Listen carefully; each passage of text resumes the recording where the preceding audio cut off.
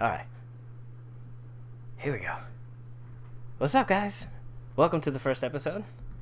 I'm your host, Elio Ramos. Just looking around, making sure the computer, everything's copacetic. This is the first episode of What's on Our Screen podcast. I'm Elio Ramos, and I'm accompanied by my cousin Javier Rivera. Javi, say hello to the beautiful folks out there, to all the Hello. lovely people. Deep words from my cousin Javier. Yeah.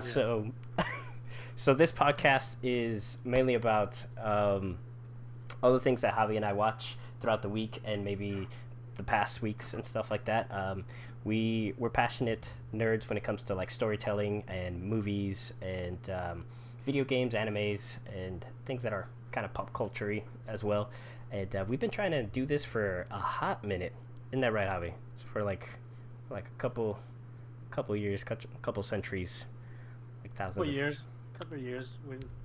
We had to get ideas and we kind of like fizzled out. But this one is the long. I think this is the one that got to the finish line. Yeah, exactly. This is the one that's stuck on the wall. We're like, oh my god, it's not falling off. Yeah, it's we working. We passed by a lot of carcasses of old ideas.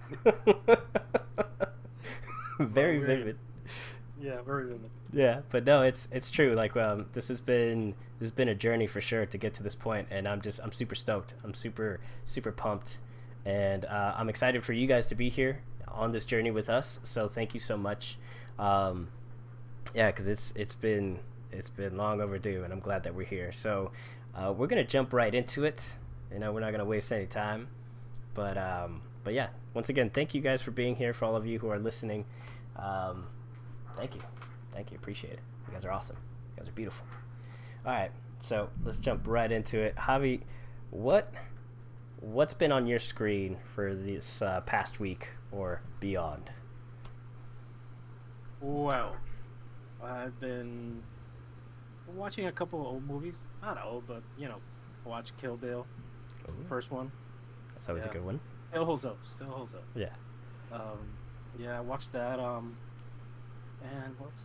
and I've been watching a lot of TV. Nice.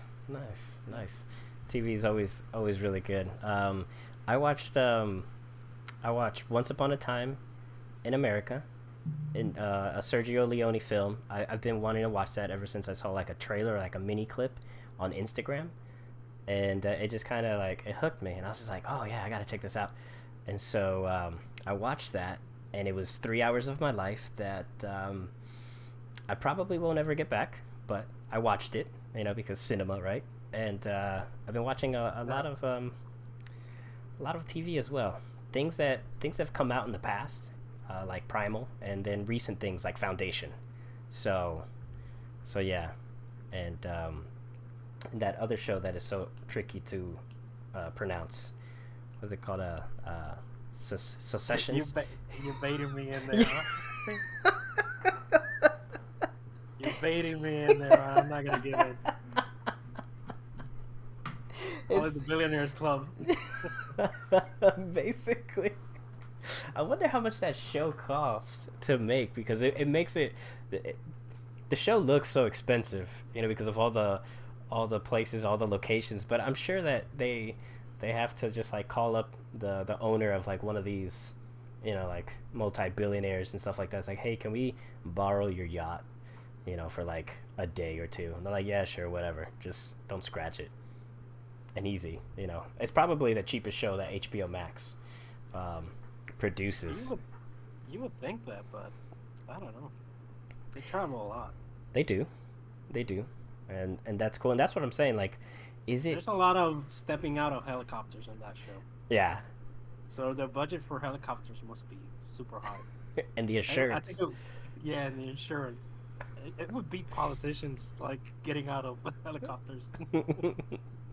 Yeah, no, it's, but that's what makes me so curious about the show, because it's so well done and it's so elegant, in the sense of how it tells the story about these multi-billionaire family and how they deal with everyday lives and stuff like that. And it's the eternal struggles, right, about like how this billionaire treats his kids, and how his kids are always seeking his approval and stuff like that. And it's a real simple show, like on the surface. But then you have the exterior of the show. It's like you have to showcase this billionaire family and how they live their lives and how they, what's common for them, you know. And so a part of me feels like, yeah, that's expensive to do because you have to showcase all these high class places. But then at the same time, it's just, if you take two steps back and you start to really analyze the show and breaking it down, you know, these are just like locations, you know, and maybe asking a couple favors or maybe just signing a couple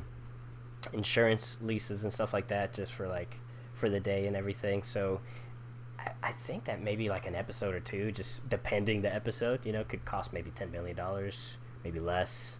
I mean, that's a lot of money, but I don't know. $10 million. That's Game of Thrones type of money. Yeah, that's true. It's way less. I think it's just setting and making the setting look high. You know, rich type of setting. But Yeah. I think the show has a certain look. But I think what the show excels is in the writing and the dialogue. It's Mm. just because it's a simple premise. It's Mhm. it's the owner of this huge media company, and he's trying to, who's gonna follow him, and after he's gone, and how he doesn't want to leave that part because he's addicted to this power and the struggle and all this stuff, and Yeah. the kids are a mess. So, but yeah, I think the show is just the writing chops on that show and the dialogue is incredible. Absolutely. No, I totally agree. That's one thing. Like in the beginning, that was one of the first things that you always told me about. Is just like how the show is developing the story and the writing of the show. It's just one of the best written shows out there for HBO as things stand. And I totally agree with you on that regard because it definitely has, and the pacing. The pacing is one of those things that I really enjoy about the show. Like each episode feels like you're progressing in the story, and you get a sense of what each character wants to do, and how they want to progress and things like that, and how they deal with their obstacles and stuff and their personal demons. And then there's a relationship between the siblings, and then there's a relationship between the siblings individually with their father, and how they're always kind of like bickering behind each other's back and stuff like that. But at the end of the day, there's just like this sibling understanding of like, all right, we may despise one another here and there, but we still got each other's back. And developing that and showcasing that dynamic organically, I think the show's done like a masterful job at that. And it's yeah. Season 3 started Sunday. And do you think that that storyline of him offering the position to his kids is like getting old? Because for the past 2 seasons he's been doing that, and they all fail and they come back again.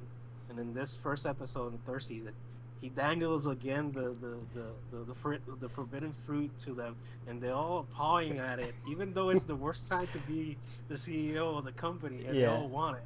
Yeah. So, but I don't know. It's just a question of they're stretching that concept a little too long. No, I think one can see it from that perspective, but I honestly think that what's going to happen is he's honestly teaching his kids how to become adults. He's seen that that he's like a bad father, and for any of you who've seen the show, he has a weird way to show it. Yeah, exactly. This is his way of showing love and growth, because he hasn't been a parent throughout their entire lives, and this is just my point of view, but I see it as he's just teaching them to become the people that he needs them to be to run the show before he passes away. So he's always like poking them at that, they're like bleeding, and he keeps like opening up that wound and stuff like that, and keeps poking that until it gets stronger. And I think that's what he did with his son, with his middle son, and that's what he's dangling in front of him, because you saw at the end of season 2 that there was like this mild smirk that he had on his face. Like he was kind of like, you saw the anger, but you saw the smirk, and you're like, oh my god, this is so twisted, but this is awesome, you know? Like he Yeah. finally got what he wanted out of his son. So that's what I think is going to happen. He's kind of like teaching them, but this is his way of doing it. Yeah, it's a fantastic episode of this season 3. I just thought that him dangling again the position, because I don't want to spoil it, but in this moment in the company, it's like the worst time to be the new CEO, and they're all fighting for that position. Yeah. And so it's so twisted. Like, No, but I love it. It's my favorite show of the week always. yeah. When the season is running, it's one of my go-to.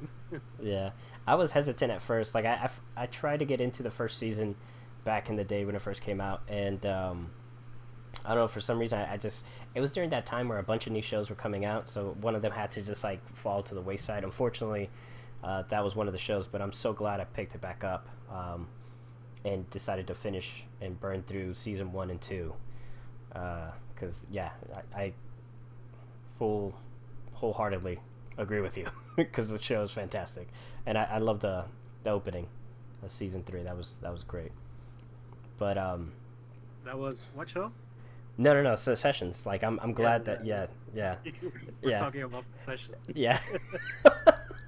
On HBO Max every Sunday. Secession.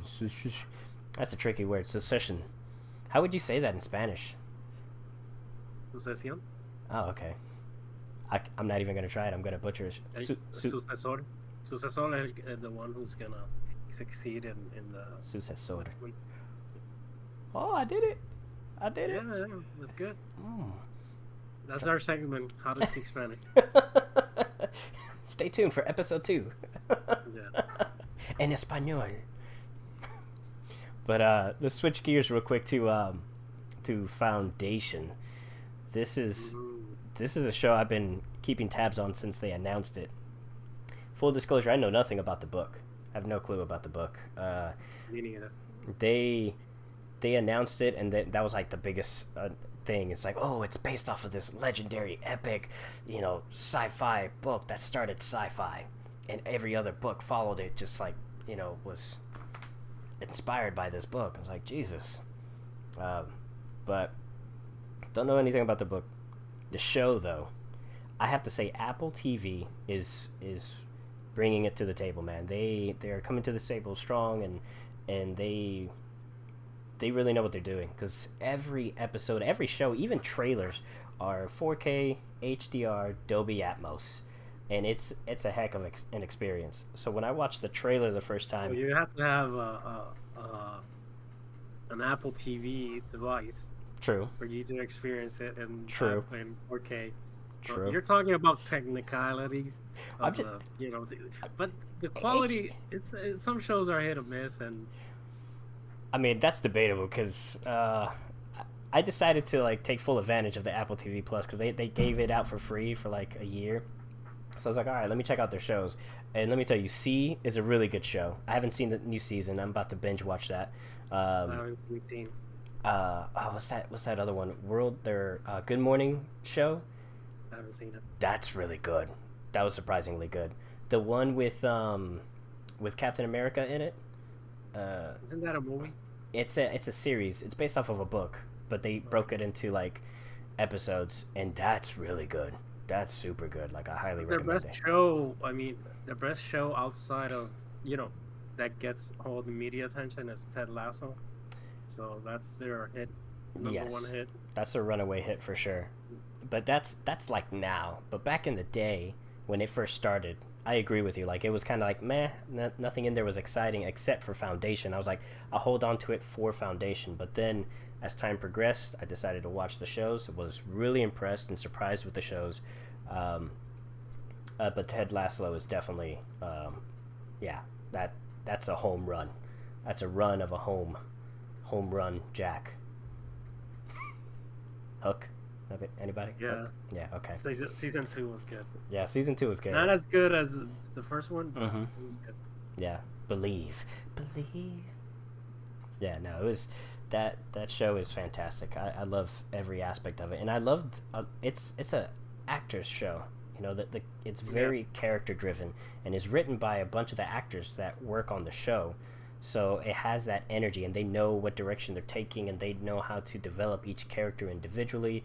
And normally you don't, for the ensemble cast that they have, you tend to see only like maybe one or two of the main characters get a lot of the story, and then you get some fall off characters and stuff like that. But here it feels like every single character has its own arc, and it's really impressive, and how they dedicate each episode to specific characters and things like that. And it's you feel like you're growing with the team as the team is growing. So it's fantastic. I think Ted Lasso is I concur, it's by far their best show. But yes, I digress. We're talking about Foundation. Foundation. Freaking Ted Lasso with your adorable mustache taking over this podcast. No, sir, not today. But yeah, it's a great show. You guys should watch it. But Foundation, yes. Watched the trailer years ago when they announced it. Was blown away. 4K, Dolby Atmos, HDR experience. You should get an Apple TV. But then when the show came out, that first episode man, it sucks you in, because they released like the first 2 episodes, and my goodness, it was so impactful and just visually stunning, and the story just kind of, it just hooks you in, and you just like, oh, it's definitely a sci-fi marvel. You know, it blows you away with like the imagery and stuff like that, and the cinematography, the CG that they utilize. But I love how they express the ultimate language, the universal language of mathematics, and they romanticize it in such a way that it's so eloquently woven into the story that it's all around you, mathematics and things like that, and then everything trickles down from that, and how it influences the world and the characters and formulas. I actually wanted to get into like doing equations after watching the first 2 episodes, but like 2 times 2 is 4, and I was like, oh, okay, I'm good, I'm complete. I don't think you're built for that. Nope, I concur. I wasn't. I mean, I feel like I could do math now, like if I were to really apply myself. I feel like I have the mental capacity for the matematica. But yeah, as far as like the big league chaos theory math, I don't know. I know that there's a probability that a meteor can hit us. What that number is, I don't know. But you're reviewing a show, and now you're talking about probability of a meteor hitting us. I'm just saying the show is like that. The show is all about like chaos theory, and just, you know, but it's true math. I mean, in the show, it's their own version of math. Exactly. But I mean, there is a math of chaos theory. I think it's like probabilities and stuff like that, and how it. Anyways, but yes, the show is the show is fantastic. The story is super rich, and I love how it's developed. Have you seen it, Javi? Have you kept up with it, or? Yeah, I'm up to. I need to watch the last episode that came out Wednesday, I think, or Friday. Today. Yeah, today. I need to watch that one, but yeah, the show is. Let's see. It's not a perfect show. Visually, it's a stunning show. But the story, it's getting out the harder parts in the first episodes. There's a lot of exposition, a lot of time jumps, and it's very confusing at first. Yeah. Because of there's this emperor who has to be cloned, like each generation. So he has 3 versions of him, like the younger one, the new clone, the one in the present day, who's the emperor, and the older one who was about to be retired, and that dynamic between the 3 of them, and how they time jump each time, you know, in episodes, is kind of confusing. But the relationship and their dynamic is incredible. I mean, Lee Pace just chews up the scenery like no other person in that show. Yeah. Because if the show was about him only, I would watch. That would be a perfect show. I think the show loses a lot of steam when it just changes to something around on some other planet, and you're like, oh, come on, We're the crazy kings. Yeah, no, the casting is fantastic. I enjoy it a lot. And yes, you're absolutely right. There is a lot of time jumping that you yourself have to do some math as you're watching Yeah, the it's show. like The Witcher. It's like The Witcher. Oh yeah, yeah. But The Witcher was great though. The Witcher, that was such a good show, and how they told that story and how they did A it. lot of people got confused with the time jumping. You know, I enjoyed it. I thought it was great. Like I don't know No, if they. people aren't saying that they didn't enjoy it. It's that at first you're very confused if you don't know where you are. Yeah. If, and because the show doesn't tell you. Foundation tells you when it jumps up, jumps down. It kind of tells you where you are in the timeline. Yeah, it gives you hints because sometimes, like this last time jump, you kind of had to figure it out, and you're like, this is not the same emperor from the beginning. Yeah. And then until they start talking, and you're like, okay, yeah, yeah, it definitely isn't. It definitely isn't. So yeah, um, but yeah, I agree.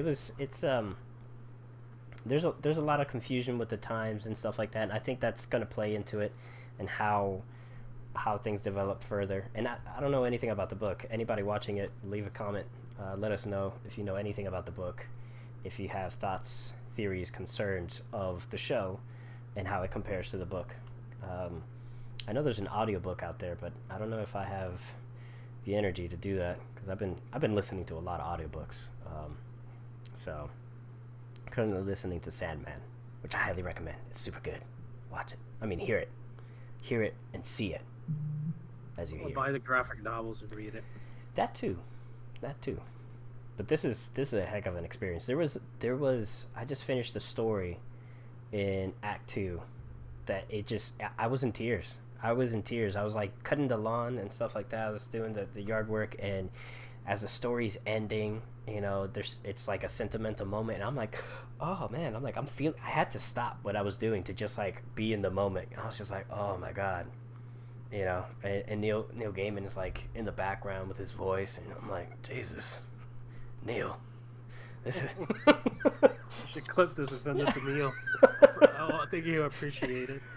It's powerful, man. Like his voice and everything like that, and how he narrates, and then the characters, the actors are so. It's like it's happening live as I was doing yard work outside. It was crazy. It was. I just only hope that the show is as good as that audiobook. I really do, because the audiobook is just it's powerful. I don't think anything's gonna be as good as the original work. Hmm. Hmm. That's, I I think everybody's setting themselves to fail or something like that on that front. I think everybody should have a nice level, common sense expectation of the show. yeah. No, I feel you. I mean, these the audiobook is definitely giving me what I want. It's like it's a one-in-one comparison because I vividly remember our conversation when you first introduced Sandman to me, and how the character went down to hell and everything like that, and how he was trying to look for his mask and everything like that, and how he had to do those different contests down there, and he was willing to take away their one thing that they desire more as like they're dreaming of heaven, dreaming of getting out of there, and hope and all that stuff, and he would just take that away from them. I love that. I was just like, oh my god, that's brilliant. that's that's Yeah, good. that's a gangster move by a theater guy. Yeah, exactly. That was man, that was so powerful, and that's how I was introduced to Neil Gaiman and his universe and all the things he's written. It was through Sandman, and so being able to experience that one in one, having that moment um, dramatized, acted out via audiobook was it's just spectacular. It was great. So I got what I wanted. So now with this actual visual version that Netflix is putting out, I'd love to see the same, but I don't think I will. I just want the same emotion, the same intensity. That's what I'm looking for now. That's what I'm hoping that it can match that level of same, passion and desire and stuff like that. And so, but yes, audiobooks, listen to them.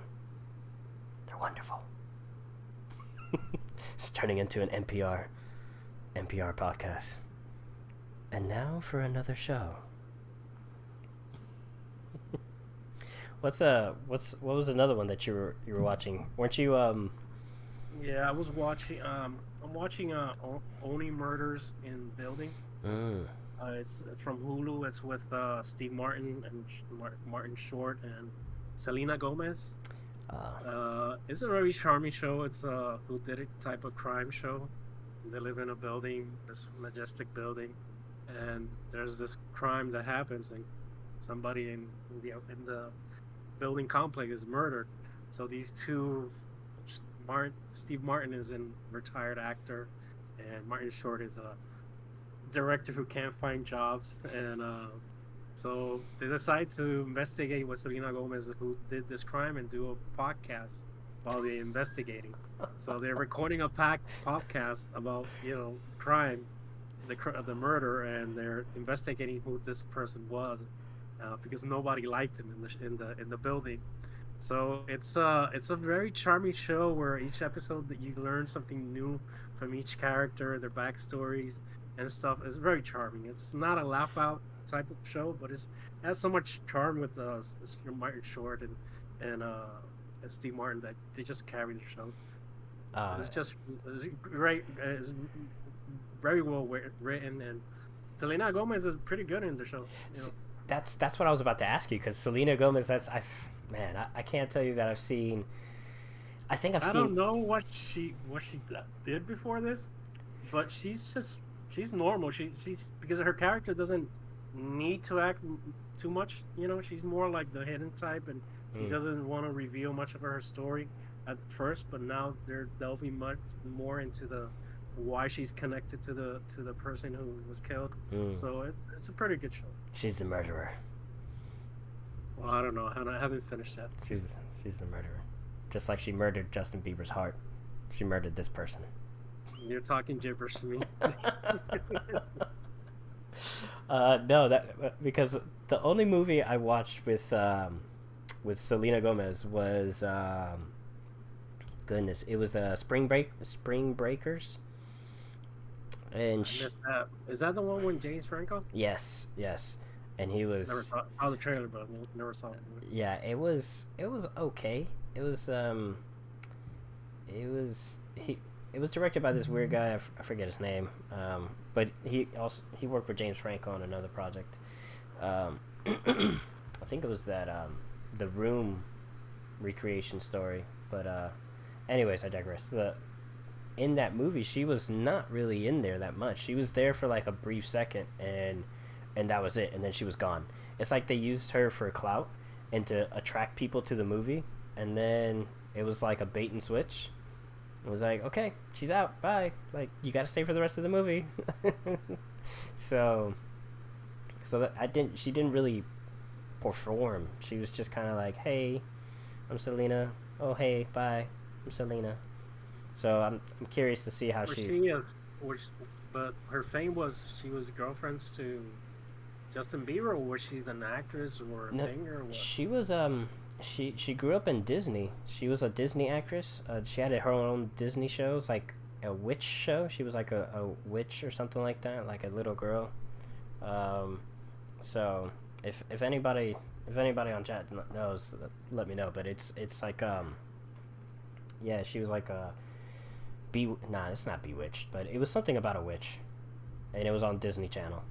And then she went into music, and then Justin Bieber came into her life. Probably the best thing that ever happened. You know a lot about her, though. I'm not saying I have a crush on her. I'm not saying that or anything like that. But you know a lot about her. She's pretty though. She's pretty. Oh, anyway, but the show is good. Yeah, no. I'm glad. I've been meaning to check it out and stuff like that. But I'm glad that you're enjoying it and everything. But yeah, because Hulu doesn't come up with much. I mean, they do, but I can't say. They had the Eighth Stranger or something like that with Nicole Kidman. Was it another good show too? Oh, that's right. Dang. You should watch that one. That's really good too. It's not like it's I don't know, foundation or anything like that, but it's Mm. like a good binge, and not think about a lot of the stuff in the show. But it's one of if you have something in the background just while you're working, it's pretty good. Yeah. But Speaking of Nicole Kidman, she's playing yeah, Lucille Ball in the really, in the new Amazon movie that they're making. they didn't show her very well. Like they were kind of hiding her. Yeah, And like, oh, yeah. this is. I mean, she's a beautiful woman. I don't know why they're hiding her, but Mm-hmm. I mean, but it was strange that they didn't want to show her like completely. Yeah. You could take two things from that. One, they what do you call it? They they're kind of scared what people think and what they would think, so they don't want to kill the show before or the movie. I think it's a movie. Before it even gets a chance to live, because that tends to happen a lot now. Um, and or two, that it's just kind of like a surprise because she's crushing it, and they just kind of want to leave it as a surprise for another reveal trailer.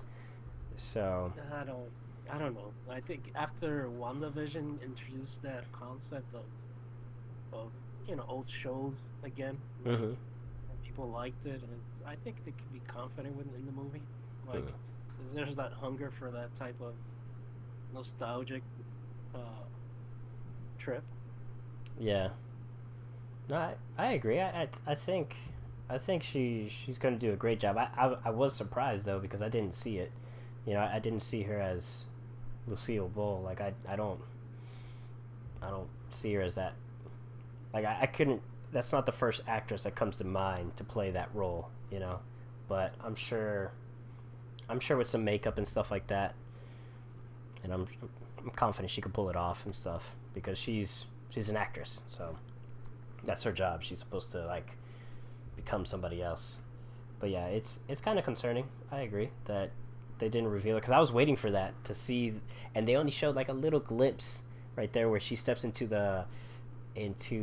what do you call it, into those grapes, into that candunga, the grapes. She starts to step on it and everything like that, and she starts to like squash it and everything. So and she made the face like the that famous face that she makes, like and it was just like a frame or two, like a second. It's like boom, gone. So yeah, I don't know. It's kind of like the Batman trailer, the one that. You really want to talk about the Batman No, trailer? no, I'm just saying that it was kind of like that. Like From Lucy Ball to Batman, they're really tight. Yeah, yeah. I'm just They saying, really connect by the hips. they connect in the sense of like you don't get to see much of her, and then you see you see you see a lot of the Batman, but you don't see him like perform, kind of thing. It's the same thing where you it could be good, it could be bad. We don't know. It's like a toss up in the air. That's the connection there. That it could be either or. You know. Just saying. Just throwing it out there. Okay. Didn't know that connection existed. Well, now you do. Lucy Ball and Batman. I think they used to fight crime together. Maybe she was the first Robin. It's possible. That's probably her. She was probably the one who did it. Who's there next to him, helping him fight crime. But yeah. You caught it? Well, I'm glad that you caught it. I'm glad that you caught it. See, somebody agrees with me out there. Somebody agrees. What's up, Gabby? Don't. What's up, Gabby? There's no connection between Batman and Lucy Ball. They're both set in old times. They're both old times, like in the 50s. Okay. There it is, right? Lucille Ball was like in the 50s, right? 40s, 30s. You know a lot about Selena Gomez, but you don't know anything about Lucille Ball. I really don't know anything about Selena Gomez, to be honest with you. I have no idea about her. I just know that she was a kid actress, and then she turned out to be a singer, and then she broke Justin Bieber, and then she Yeah, she acted a little bit, and she has like a fashion line, I think. No more than me, so. Just there's far more people out there that know way more. Maybe Gabby knows more. Yeah. Well, he has kids, so I'm sure yeah, I'm sure they've seen some Selena Gomez's shows because she was a witch, right, on one of those shows. Anyways, I don't know. You know anything about Selena? He's over there laughing. I don't know. So yeah, I think you should put in your resume, Selena Gomez expert, right there. Malde. He's about to educate us or something. Selena. Yeah. This. So He's not even know. I bet he's ashamed of you right now. Like, he's like, I didn't realize how much you knew about Selena. I really don't. I don't know much about Selena. I promise. I don't know. I don't know anything about her. It's just probably ashamed of you right now. He's just disconnecting everything, erasing all your photos. It's like I came to talk about movies and stuff, and you guys are talking about Selena Gomez. She's on this. Talking about her. All right, let's go ahead and falling for the bait. keep go on to your go on to the thing that has nothing to do with Selena. Okay, what's that? Man, you have all the show notes. You there? Selena is the one she's breaking two hearts right now. She doesn't even know it. Selena, what are you doing to me? What are you doing to me? Oh yeah. Okay. Yeah. So I was watching. So we're gonna pivot real quick, move away from Selena into something more graphic and horrific. Well, it's not horrific, but you know what I mean. Gory. Yeah. Primal. I've been watching this show on HBO Max. It's an old animated show from Cartoon Network, Adult Swim, and God bless HBO Max because they. How old is this? Oh, that came out easy. You keep saying old, but I think that's a couple years ago. Yeah, it's 2018, I think. 2018. That's not old. But still, it's like what? It's like 2021. We're about to be in 2022, so it's an old show. It's newish. Old is like 90s. Oh, so there's a cutoff. What? So 20. I think. Well, that's my opinion on it. So anyway. So it's like a gathering or a party. The cutoff is like 11. Let's not revisit that. If it's 11 people, it's a gathering. If it's 12, it's a party. but yeah. So jumping back to Primal.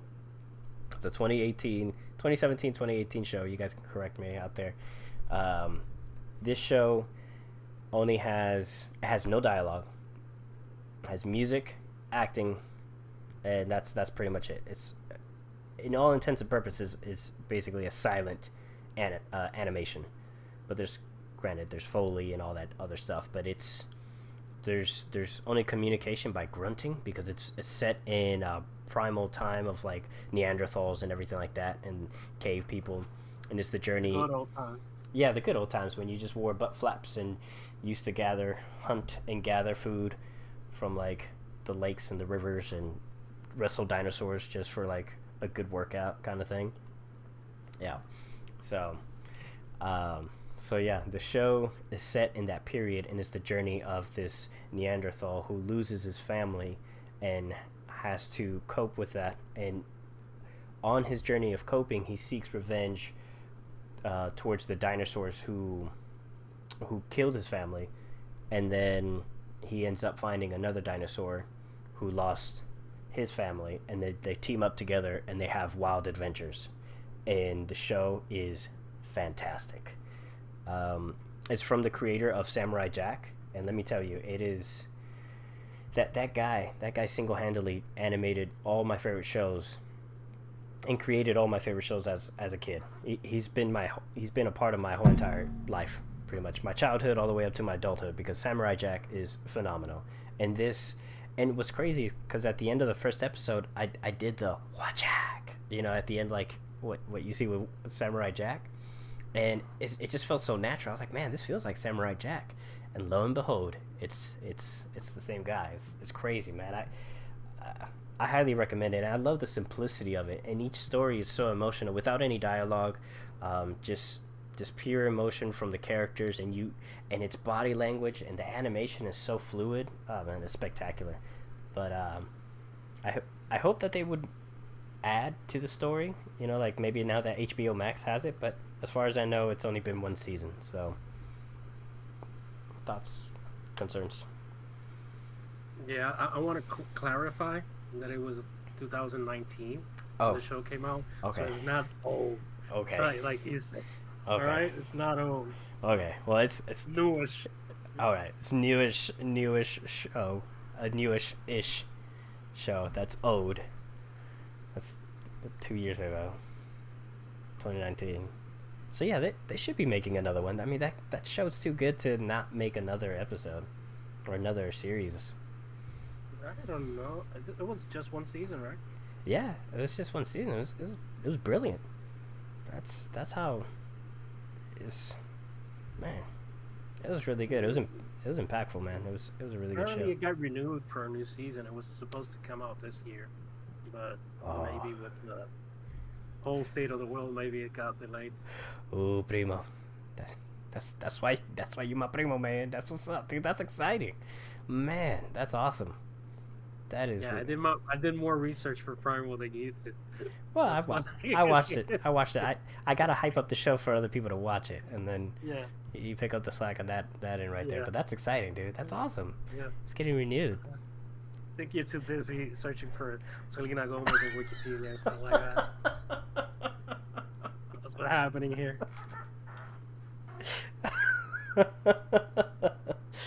Selena. Selena. But yeah, I never seen Samurai Jack. Is it good? Primo. Are you serious? Yeah, I never seen it. Wow. Yeah, I didn't like the art. I saw trailers and I never liked the art of it. Man. Yo, that's shocking. Yeah, no, Samurai Jack is fantastic. You should take the opportunity to watch it. It's on HBO Max. All the seasons are there. It's great storytelling. It's the same concept as far as the style of storytelling. There's a lot of episodes where there's no dialogue, just action. Does it have an ending? That's a good question. I saw he did a last season or something like that. He's beard. Yeah, I saw a beard and everything. I saw it up to the point where it was like these kids telling his. I didn't finish the show completely because I think it got canceled. But I watched it up to an episode where the kids are like they're telling his story, and it's how he finished it, how he finished the journey and everything like that. Like I remember that episode vividly, and that was like one of the last episodes I watched. But I recently started binge watching it, and then I put it down because other shows came out, and we live in this era where just content just gets thrown at your face, and you're like, ooh, this is shiny. Let me go watch this. Then you binge watch that. That's why they have us now, so we can tell you what to watch. Yeah, exactly. Hey, good job. All right. Go watch what we tell you to. Yeah. Or don't watch the stuff we tell you to. Especially Resident Evil trailer. Oh, yeah. Resident Evil.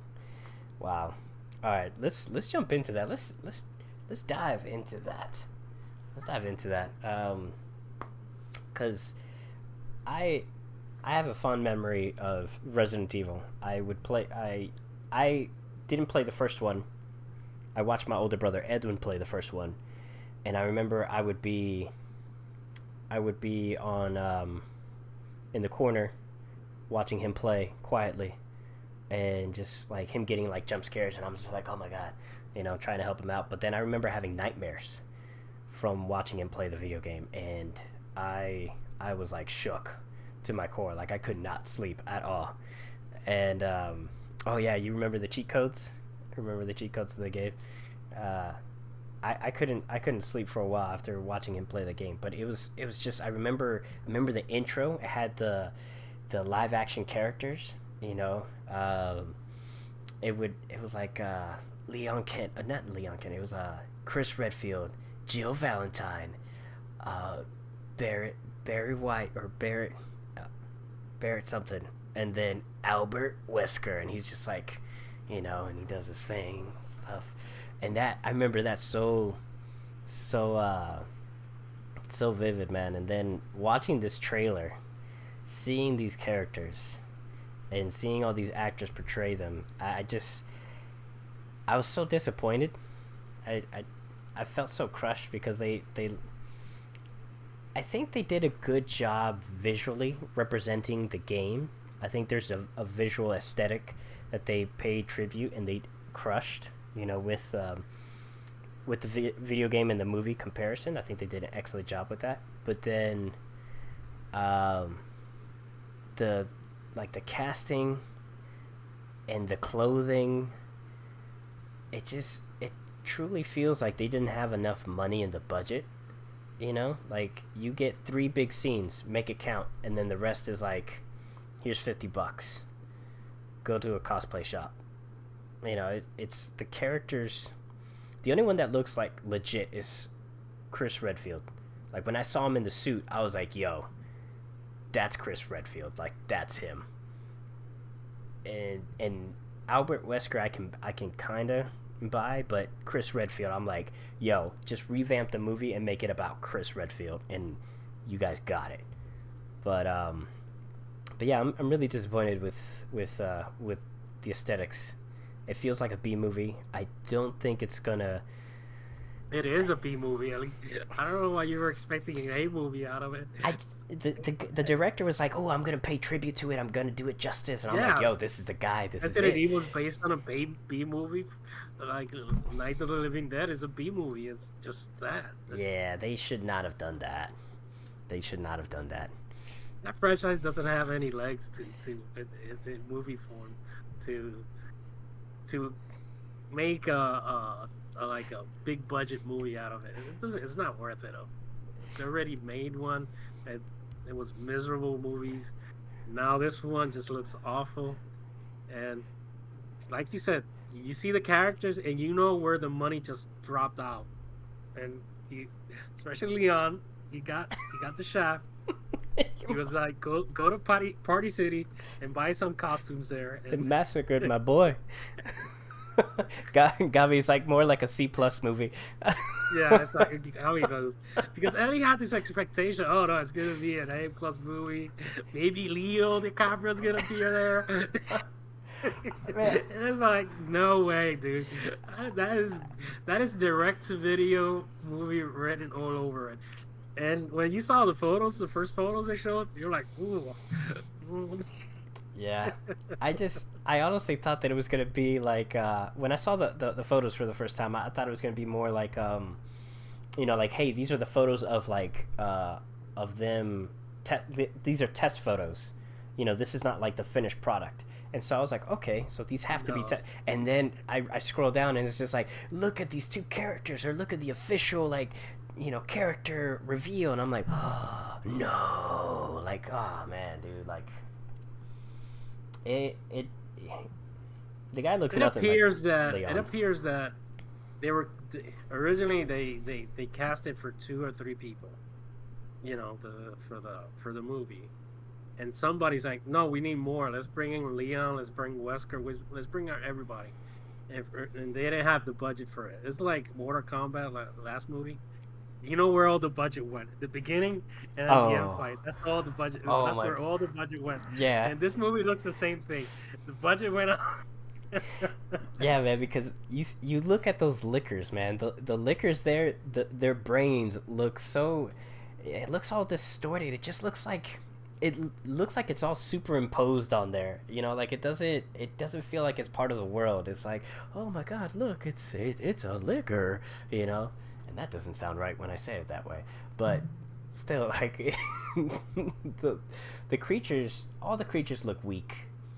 It doesn't have that. It just doesn't. I don't feel immersed into it. Like, yeah, I appreciate the 1-in-1 comparison of the mansion, the 1-in-1 of the police station. I appreciate that. Like, as a fan, thank you for doing that. But my God, the story. Bro, you are straight up talking about trailer. You still haven't watched it. But watched the film. bruh. But yeah, it's not gonna turn into The Godfather all of a sudden. It's like you could totally watch a trailer and no, you just get that gut instinct like, nope. That's just because look. The trailer starts off with her. It's like everything has a beginning, vroom vroom, and she's like driving off, and he's like, "What are you doing back here, Claire? Like, what are you doing?"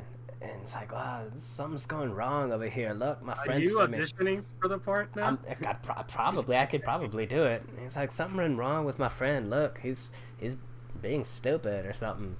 And he's like, "Oh my God, we gotta go investigate this." So they go and break off into two. See, he's creating this backstory, like all this stuff happened in the background.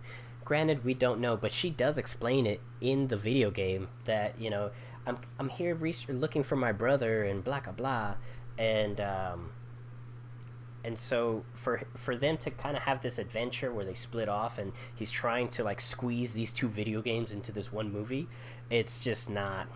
Oh, hey Rosito, hey dude, type something on there. Hola, what's up, man? What's up? How you doing? Appreciate you being here. Yeah. But yeah, it doesn't have it just doesn't. It's already telling me that the story is going to go into so many directions, and it's just not. It's not going to do justice to it. I think it's just going to be a little bit. I think it's just it's just going to be a botched job, and yeah, that's. I'm a bit disappointed. I think they ruined the characters. I think they... It's characters from a video game that are paper thin. Chris... there's not much in there. Listen. It's not The Witcher. It's not God of War. It's paper thin. You go in there for the scares and shooting zombies. That's all you do. Negative. And solve those stupid puzzles. Listen. Oh, I need a star. I have to go find the star, put it into a statue so I can open the door. Right. That's all about the game. It has a weak sauce story. It's just zombies walking around and you're shooting. It doesn't have a big narrative or anything like that. So it's just flat. Dude, okay. First off, and I think the trailer, this movie reflecting that. It's a blah story in the video games. And it's a blah story in the movies. What are you doing right now? What are you trying to do? It's not a blah story. I mean, it's granted some of the stories are not like super strong, but it's not like. Whoa, right there. You're making my argument. It's not. I mean, just to say, it's not like a cinematic, storytelling masterpiece or anything like that. But I mean, the first story was legit. The second story was legit. No, it wasn't. The third story is not so much. Then you got Code Veronica X, which you're like, what? 1 and 2. And then you have the masterpiece of Resident Evil 4. Yeah, that was good. And then you have another hit with Resident Evil 5 where things start to get kind of weird. But still, you tolerate it because it's good, because it's Chris. And Chris has been jacked. He's been like bench pressing freaking cows. Boy's just jacked, shooting himself with steroids, and he's like fist fighting zombies. All those games you're saying, you go there for the gameplay. You don't go there, I want to see the adventures of whoever is in the new Resident Evil. The stories are not that deep. The characters make stupid decisions, and it's not like The Witcher that has a huge encompassing storyline and side quests. Yeah, it's not that. So it's not like, this story is deep. No, it's just Leon... This movie only has to accomplish something. It has to make it looks bad, so it has to make it even better. It's for you to go to the theater, get some beers and popcorn and laugh at the screen. That's all. That's what this movie is inspiring to. Gabi, hey crew. Hey, Gabi says the crew is watching us. That's Gabi and the kids. What crew? The kids, the kiddos, okay. The fam. Hey, what's up, guys? No, we're not totally fighting. I mean, we disagree on this. I think Leon has a very interesting story, and so does Chris. like the main storyline. I think there's some weight there. Not the Chris that we see now with Resident Evil 7 and Resident Evil 8, because that's a different. I think they kind of like did a soft reboot of the franchise without us knowing. And do I have a crush? Do I have a crush on what? On Resident Evil or Leon or Chris? Selena Gomez, I think. Oh, well, not so much on. I mean, Selena is pretty. I mean, she's like Resident Evil. Calvi's like Resident Evil 23. That's gonna be the one with the Academy Award storyline. Oh yeah, well, Chris Redfield, man, like, yeah, you see that dude? He's jacked. He's swollen. You always have crush on jack dudes like Thor, Superman. I mean, not Superman, not so much Thor. Yeah, Thor.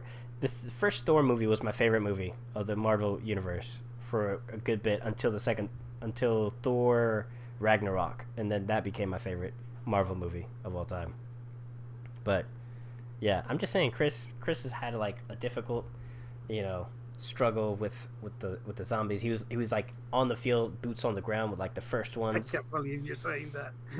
What are you talking about? Like Chris was there at the beginning. He struggled, and then he comes back on the 5th game and he's jacked. He's swollen.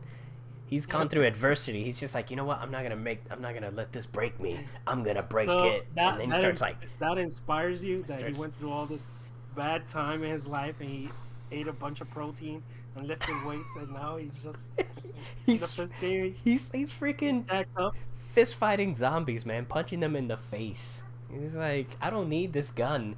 You guys started me off with a knife. I don't even need the knife anymore. And he chucks it away and he starts fist fighting zombies, man. Of course that guy's got trouble. He's borderline like Batman status, like, might become like zombie. I said it. I always said it. There's not a good movie in there. You just have to make a good, fun, shooting zombies type of stuff. They keep going into this like horror thing, and after Walking Dead and all these zombie shows that have come out, it's kind of worn out. Yeah, I couldn't make it past the third season of The Walking Dead. Like I was like that farm, the season where the farm was that the 2nd season? Let's not go into the show. Okay, yeah, no, but I'm just saying that I barely made it through that. I'm like, sweet Jesus. It's still going on. Yeah, that baffles me, that it's like on season 9 plus 5, it's like... Plus movies, plus spin-offs. Let it die. Like, it's the same thing with Stranger Things. After season 1, I'm like, yo, this is legit. Like, I'm good. And then season 2, I think I've only watched the first 3 episodes of season 2, and that's where I stopped. I just couldn't... Like, it didn't do it from, like, I was like, why are we making this kid suffer? Like, I'm just watching this little kid suffer. Like, what's the so I just couldn't, I don't know. It just didn't grab me. And now they're coming back. I hope this is the last season, but I doubt it. But it's the same thing like that. Like, I feel like certain shows, there was Royal Oaks on Amazon, when Amazon had a bunch of Red Oaks. Thank you, Red Oaks. I know it was something like that. So, but the show only had 3 seasons, and it told it told a masterful story, man. It was just a great story arc, and they had to fight for the 3rd season, and that's what baffles me. They were like, let us finish the show. They're like, maybe we'll think about it. It's like, bruh, everybody loves us. Let's just let us finish the show. So, thank God Amazon was just like, fine, finish the show. But that was just like sweet, nice little period at the end of a great story. So I appreciate things like that. If it doesn't need to go the distance, it doesn't need to go the distance. Just tell the story, tell a genuine story. And so, I'm sorry, I digress. But yeah, Resident Evil, Chris and Leon, favorite all-time characters. They massacred them. The movie's not gonna be great. Now we're gonna move on. What's the other trailer we watched? Hey, what's up, Educito? Educito says, Javi, please do not ruin Resident Evil for me. See, I kind of did. Just rewind a couple 10 minutes. I ran over them like a raccoon on the street. Just ran them over. Was there a pun? Was the pun intended? No, it was not intended. Oh man, that I was was looking brilliant. for an animal to put there, but I couldn't find one. No, but that's Just came with a brilliant. raccoon. Because Raccoon City, that's fantastic. Well done. Yeah. See, Yeah. that was great. That's why I started laughing even harder. I was like, "Oh snap! He threw a raccoon." Granted, I've never seen a raccoon in real life, so. You don't want to see a raccoon. Those things. Okay, yeah. I don't want to see a bear neither. So. No. Bear. Yeah, no, you have like the worst luck with bears when it comes to video games and things like that. So I only imagine how much luck you have in real life with a real bear. So, let's see. Oh, Luisito says he loves you. He misses you. Yeah, I love him too. He had bad taste in movies, but in video games, so still love him though. Oh man. But yeah, so let's transition. Let's move on from that horrible trailer to a semi decent one, right? With the Batman.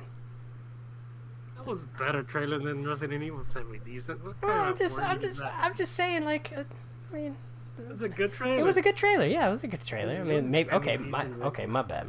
That's you're right. It wasn't semi decent. It's a good trailer. It's a good trailer. Semi-decent was the other trailer you sent me today, that George Clooney one.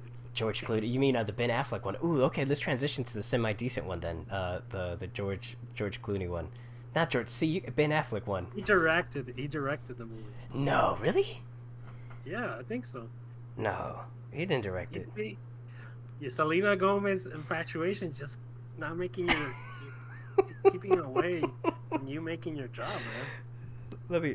This is I'm gonna look this up real quick because he didn't direct this. He didn't. No, he didn't direct it. It says George Clooney.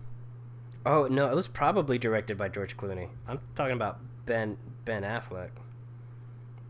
Yeah, I'm saying George Clooney directed. Oh yeah, George Clooney did direct it. See, you got me all messed up and twisted. Yes, it's a George Clooney directed film.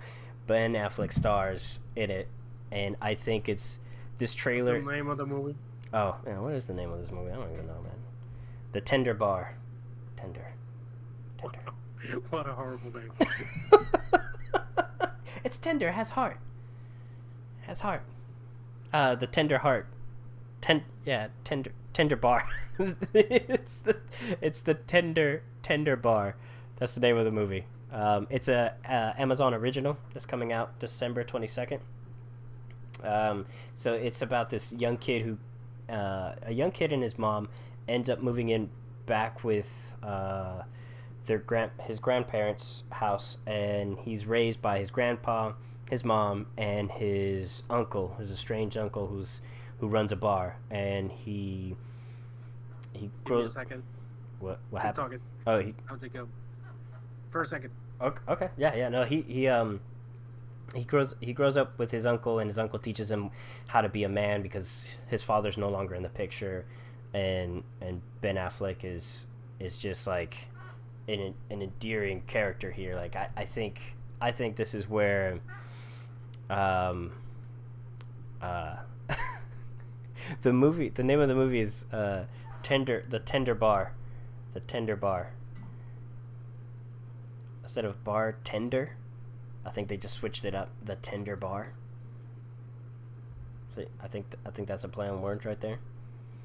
But essentially, he grows up with his grandfather and his uncle teaches him how to become a man, and ultimately motivates him to become a writer by telling him to read these books, and then as time progresses, you'll become a great writer.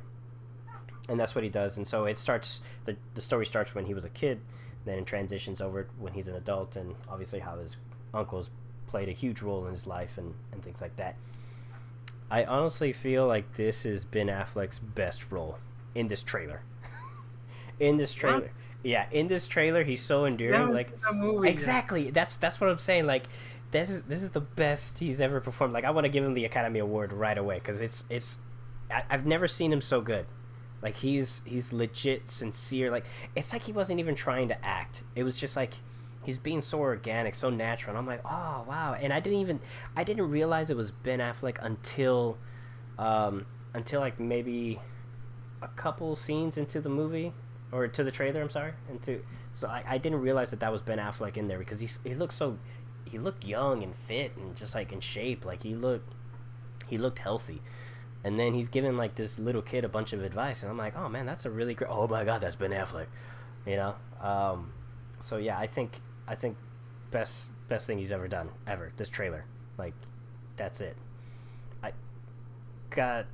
I hope he's as good as he is. I hope he's as good in the movie as he is in this trailer, because he's spectacular. I felt something. I was moved. I was just like, Ben Affleck, you sly dog. You've been an actor this whole time, and I never noticed. I've never noticed. I think you're directing your. I think that's the relationship you want to have with your nephews. You're kind of projecting yourself into Ben Affleck. I don't know. Maybe your nephews don't high five you enough. Oh man, no, they. Okay. No, they don't. You're right. They don't high five me enough. They punched me enough, but they don't high. That's a good statement. So I think you're projecting yourself. My kidneys hurt. And the type of relationship you want with your nephews, and I saw it. I was like, oof, this smells bad and looks bad, and that wig he has when he's older, and I'm like, what the hell, man? This looks like I don't know. This looks like the raccoon I ran over from Resident Evil. And they put it on his head. Yeah. Man, no, I think you just hate the hate right now, because honestly, the trailer was sincere. Like I plan to watch this movie. I have every intention of watching this movie as soon as it comes out on Amazon Prime. The trailer didn't convince me, and your opinion on the trailer didn't convince me either, so wait, just wait until the movie comes out, and so I'm sure that you'll end up watching it, because it's, yeah, man, it looked really sincere. I would give him the Academy Award right now. I'd just be like, here you go, Ben Affleck, you crushed it. That's your low standard. It's the best thing that he's done. It's the best thing that he's done. He's won already Academy Awards. So yeah, I think he's done better jobs. Like what? I can't remember his filmography. His movies. He did Good Will Hunting, and then which is the one that he directed, and is about the hostage situation in Iran. Oh, Argo. Yeah, Argo. Yeah, I don't think I've watched Argo. Argo's good. I watched the trailer. He didn't look that great in it. So. It didn't sell it to you? No, it didn't sell it to me. I didn't believe him in that era. That's what I'm saying. I think this movie really sold it on. Like it's like he wasn't trying. It's like when he was doing his Andresito says, but the new Resident Evil movie is not good enough. Argo's awesome movie, and yeah, I'll watch it. I haven't seen the which Resident Evil movie was good. I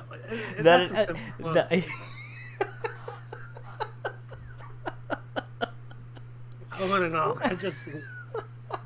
All of them have been bad, so.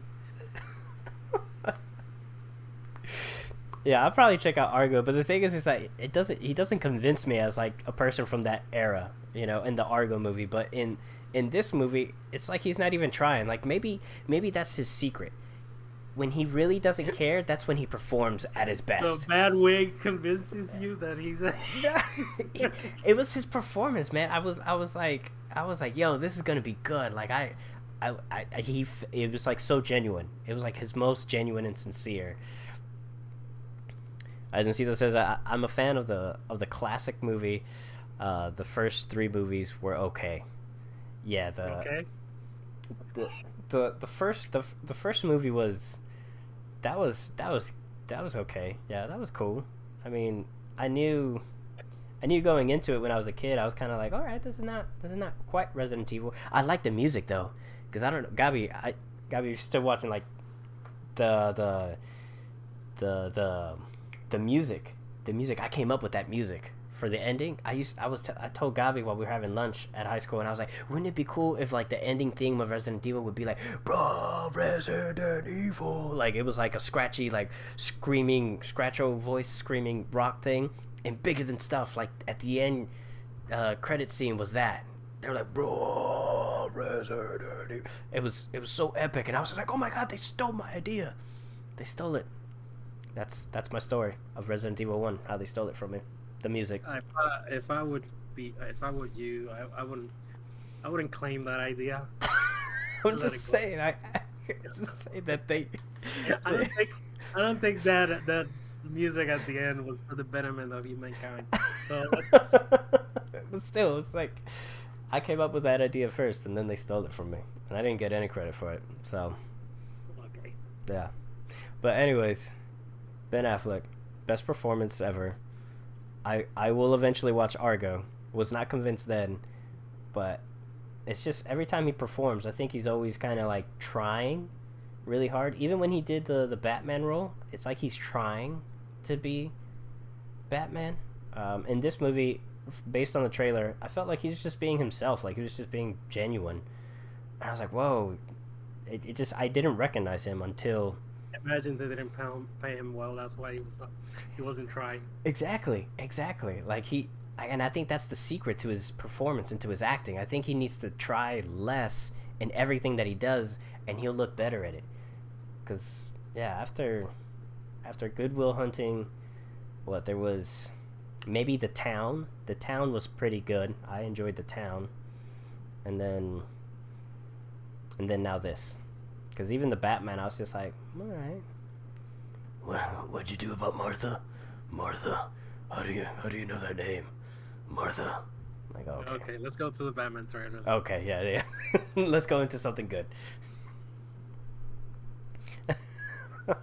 Okay, you guys. Neither of you should claim that idea. It's a bad idea. All right, it's not original. This is nonsense Resident Evil fanboys in the chat. Like, now they're gonna try to cancel me. Go ahead. Resident Evil sucks, and that idea sucks too. Man, you don't know, man. That was original ideas, man. Original. I'll claim it, bro. No shame. The new Batman trailer is awesome. It was dark. Yes. All right. So I think they aim for that, for dark. Yeah. Let's make this as dark as possible. I'm gonna have to see this with a flashlight. That's how dark we want it. Go ahead, Primo. Go ahead. You dive into this one. Go ahead, tackle this one. Then I'll give you my thoughts afterwards. Go ahead, jump in on it. This is the trailer that was it was when did it come out anyway? Fandom. DC Fandom, yes. Yes. Saturday. Yes. Saturday. So it's directed by Matt Reeves. Mm-hmm. And the trailer is awesome. Showed a little bit of the main bad guy that is the Riddler in the beginning. And then it was just dark scenes with Batman being moody and jumping off buildings and getting shot at and punching people and not knowing how to drive his car through fire and and looking like Batman, acting like Batman. It's all good. It looks like Seven from David Fincher, man. That look and the serial killer, and I think it's gonna be great. Yeah. And apparently the rumors is it's almost a 3-hour movie. So. Oh, okay. Yes. Okay. Yeah, they're going for it. Good for them. I don't feel like it needs 3 hours, but yeah. I don't know. I mean, I don't know why they come up with let's do 3 hours of Batman. I mean, if the story needs it, sure, but again, I don't think it needs like that much. And the scene that goes #bring back Danny DeVito Penguin. Actually, I'm there for you. I'm there with you. Yeah, bring back Danny DeVito. I disagree. I mean, I love Danny DeVito. I think he was like disgustingly adorable when it came to the second Batman What? movie. Christopher. Adorable? Yeah, he was like this small little. He, didn't he rip a finger? He bite a finger of somebody? Exactly, disgustingly adorable. Like he's this tiny little thing. He's like whack whack whack. So, anyways, but I think this penguin is on point. I think he's more of a gangster. I think so. This my thoughts of this trailer. I think they crushed it visually. As a visual trailer, I think they did what they needed to do. They got the feel and the texture and the grittiness of what the story, what we can expect from this movie and the story structure and the storyline. I liked how they're showcasing each villain as they are now and where they can go later. In if they decide to make this into like a 3 movie franchise thing, and how each character can evolve and have a place in the future movies. I really enjoy that. I like what they did with Penguin. I like the fact that he's just not like this actual looking like meh, meh, meh. He's he has elements that make him look like a penguin, maybe his personality and stuff like that, and that's why they call him a penguin. I do agree with you that this has like elements of Seven in it, and that's something that you and I have discussed in the past at length. We've talked about how we need like a good detective story, and I think we have that. Based on prior conversations that we've had, like I feel like this reflects year one of the Batman storyline, and I think you could talk about that more than I can because I've only seen the animated feature of year one. I've never really read it. Edmondcito, I don't know if you have. I think the director said this is more like a year 2 of Batman. He still hasn't figured out everything, so he's more Batman than Bruce Wayne. He still hasn't figured out who. That Bruce Wayne persona, and he still doesn't have all the gadgets. Bye, Edmondcito. I love you, dude. Enjoy that movie. We'll definitely talk about Dune. Javi and we'll talk about it. But enjoy it, man. Enjoy the movie. Thanks for hanging out. Appreciate it. Love you, dude. Take care. All right, man. Love you, man. Appreciate you hanging out. So yeah, this is a new Batman type of story. Year 2, when he still hasn't figured out everything, so he's more grumpy than ever. Yeah, so, he's a grumpy cat. Yeah, grumpy cat. No, but I agree. I think we don't know exactly what the story's going to be. One can make some guesses. How it develops, and how what's his face, the Riddler is like the main villain here, with like he's like kind of like the serial killer, kind of like he's a new threat that Batman hasn't faced yet. They did a good casting with the Riddler, with Paul Dano.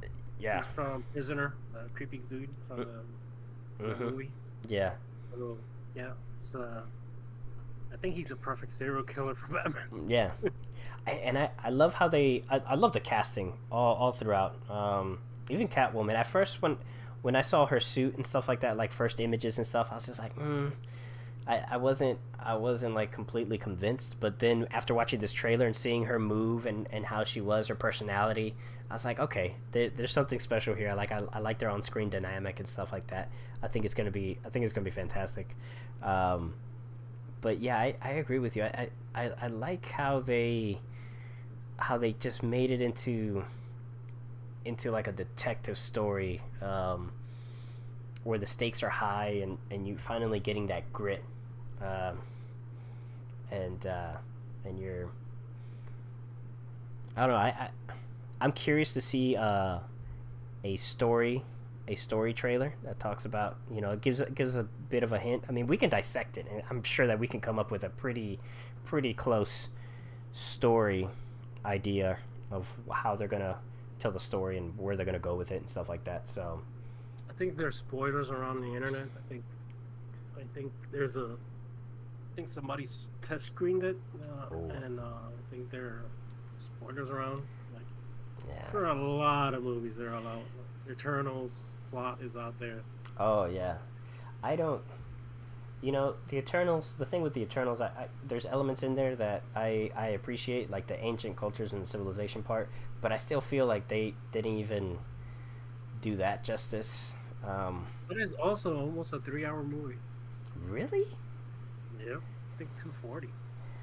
Okay. I mean, yeah, yeah. All right. I heard a description from someone who saw it.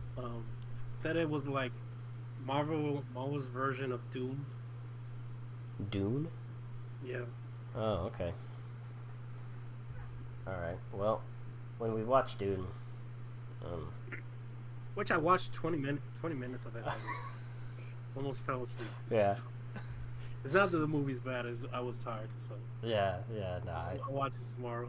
yeah. I'm planning to do the same. But yeah, I don't know about the Eternals, man. I'm gonna be honest with you. A part of me is intrigued, and the other part of me is like, I don't, I don't know, I don't know. Yeah, I guess once it comes out to Disney Plus, then I'll be like, ooh yeah, let's watch it. But will I go to the theaters to go see it? Probably not. It doesn't like. I much rather watch Ridley Scott's new film, The Last Duel, in theaters before watching Eternals. That's where I'm at right now with Eternals. That's how I feel. So Yeah, I wouldn't watch neither of them in theaters. So. I think Ridley Scott's film deserves to be watched in theaters. Like I'd actually make an effort. You know, I might drive past the movie theater and be like, oh, that's where they're showing the movie at. That's probably as close as I would get to going in there right now. But yeah. But let's jump on this. Since we're on this bandwagon of trailers, let's jump on what do you call it? Uncharted. Again, Primo, I think this is more your area because I played Uncharted 1, didn't like the gameplay, thought it was too clunky, and I put it down, and I'm like, this is nonsense. And then the sequel came out, and then I didn't. Yeah, it was kind of like Assassin's Creed. Like the first Assassin's Creed game, that was a clunker. That was just kind of like, oh boy, this is rough. You know, and there's certain elements of it that you liked, and then there was like other elements that you're like, yeah, no. But then Assassin's Creed 2 came out, and I think that's probably one of the best games in the franchise. That one and Black Sails and Black Flag, thank you. About the same thing. But yes. So from a perspective of like movie goer and viewer, I think the movie looked great and fun, and I don't know. I think they went with a younger version of the character, right? And that's to give because I think their goal is to give this legs, make this into an actual movie franchise. So he's probably signed on to do a couple more movies. So I like it. I like the first trailer. It looks like fun. It kind of looks up my alley. I don't think the story is going to be like epically great, but I don't know. It looks like fun. It looks like I'll go and watch it and escape for a little bit. But your thoughts on that? It should be more like I played 2, 3, and 4. Mm-hmm. I haven't played the last expansion DLC they made. Mm-hmm. But yeah, I mean it's like an Indiana Jones type of character. He's looking for this lost treasure, and you just have to do a fun adventure movie. That's all it has to be. Mm. It has to be fun. It has to have a good action sequence. That's about it. And they adapted that sequence for the third game in the airplane. Where he's okay. And that cargo stuff is dangling off the plane. So that's from the third game. So they're pretty adapting those sequences from the video game. So it looks cool. I mean, he's not Tom Cruise. Tom Cruise would dangle from a real airplane. Yeah, that would have been happening live. I don't think Tom Holland has that type of grit. Yeah. Yeah. So I don't think his insurance would cover that. Fun. It's fun. It just looks fun, and I'm not this obsessed. All it has to look. He doesn't look like the character, or neither Marky Mark doesn't look like Sully. Yeah. This movie has been in the development hell for forever, and I think Tom Holland, hey, I would like to make the movie. Like, great, we got a star. just go make it. Yeah, they rushed it to make it because, before they the studio were like, really, should we make this? They didn't give him a chance. So Yeah. I think Tom Holland was interested. He wanted a franchise for himself outside of Spider-Man. I think he looks great. I hope he doesn't act. I don't. I hope he tries to develop the character Nathan Drake and Mm-hmm. not try to bring Peter Parker into Uncharted. That's a really good point. That's a really good point. I hope he doesn't do like Johnny Depp after Pirates, The and every Pirates. character did it was the damn pirate imitating him, constantly. Yeah. So I hope he does a good rendition that develops the character of Nathan Drake. Yeah, no, I agree. I think that's the concern for a lot of people. Gabi says, Comics Explain does an awesome job explaining Eternals originals. Oh yeah, yeah. I think you showed me that. It's this guy on YouTube. He explains like Yeah, comic books and stuff.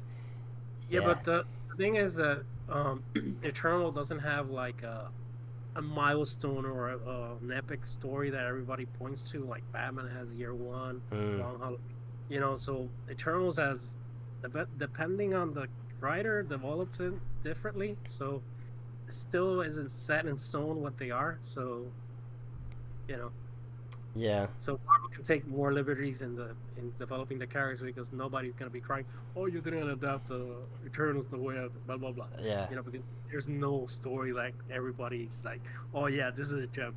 yeah, yeah. Okay, I know. Even Neil Gaiman wrote them, and people were like, "Nah, pass."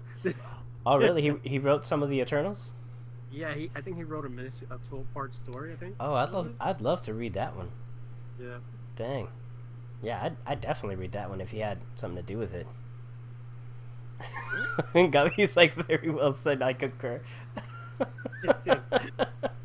Gabi and me are connected, man. Yeah, apparently so. Apparently, you guys are connected somewhere. Oh, Gabi's.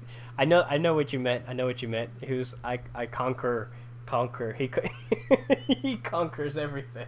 I conquer. It's like, yes, you do, but yes, you do. Yeah, but I think my only issue is that they they make the humans look like peasants like back in the day. Like if they landed in that area, like there was advanced civilizations back then. That's all I'm saying, and that's my like, biggest pet peeves. Like you're treating humans like we were like a bunch of dumb fish eating race. I'm sure we had like technology, but whatever. That's just me. That's just me. Anyways, that's my biggest gripe. When I saw that, I was just like, oh, this should be like maybe a billion years ago, 2,000 years ago. I'm like, no, no, that doesn't do Is it it for me. 2,000 years ago? I don't know. They do. It's pretty close. They're like maybe like 4 or 5 thousand years ago, and they claim that it's, you know, this Okay, civilization was. let's not go down this rabbit hole. Yeah, yeah. Just saying, like that's my only thing that I'm like, fine. Like these people, these beings came down and they just watching us pee and poop, and they're like, okay, there's some creatures about to attack them. Let's go. I don't know. That's that's my only gripe with Eternals. Yeah, some weird gripes. Well, it's just it's the little things. Gabi's like, if I could only do voice recordings on this thing, yeah, I think that would be pretty cool, but at the same time a bit jarring for the audience. But yeah, no, I agree. There are moments I wish I could get on chat and just like do a voice recording and somebody hit play. Maybe they might integrate that in the future. Noted. Well, maybe we can integrate it as a phone call. We can Oh, call Discord and we can listen to. yeah, yeah. Instead of like full on voice, full on phone calls, that could be like a voice chat. But yeah, yeah. No, that's cool. I like that idea. That's really cool. See how everybody's hating on us. That's really cool. Somebody gets on and be like, "Oh, you guys are amazing, Elliot. I love your beard." It's like, "Oh, thanks, man. Appreciate you. You can call back." You know. Yeah, sure.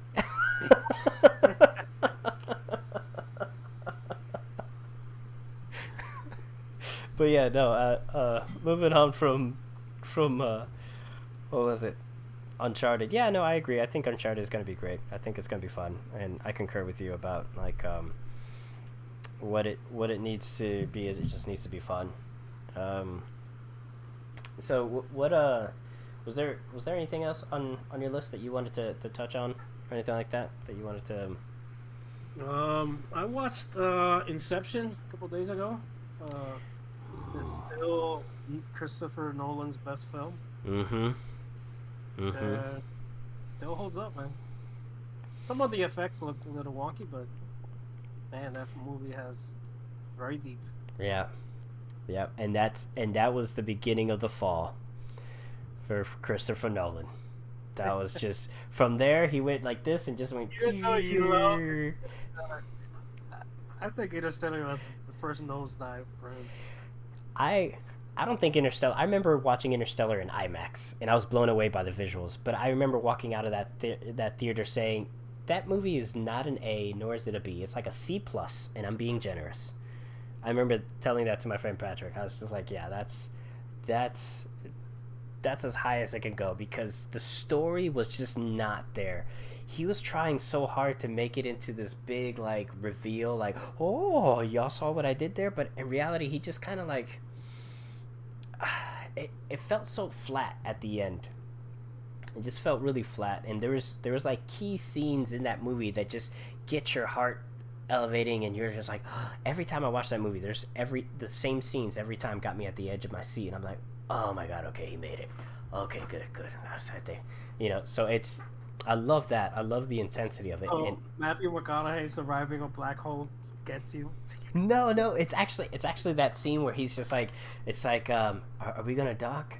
It's like, are we gonna try to dock? It's like, no, I am gonna dock. It's like, he says something. It's like it's necessary, and he goes in there to go dock with this thing that's just like spinning out of control, and then he just like takes it all into to match the spinning orbit and stuff like that. Like, he established certain things at the beginning of the movie, and there was some payoffs, but there wasn't enough payoffs in that movie.